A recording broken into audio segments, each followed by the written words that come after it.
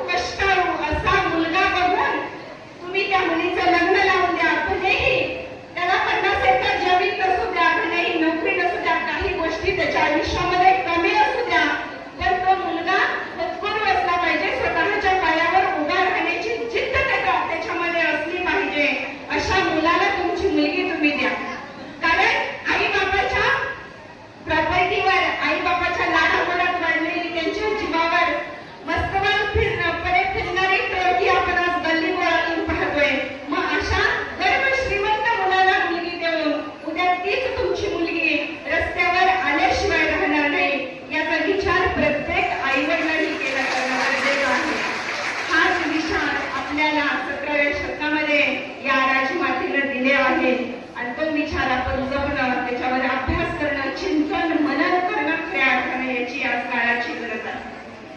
आणि अशा प्रकारे या लोकमातेचा हा जीवन प्रवास सुरू असताना जसं कुठल्याही चांगल्या गोष्टीमध्ये वाईट गोष्टी अचानकपणे घडतात, आकस्मिकपणे घडतात, तशाच प्रकारे त्यांच्या जीवनाला एक वेगळं वळण लागलं आणि त्यांचे पती असणारे खंडेराव कुंभेरी किल्ल्याच्या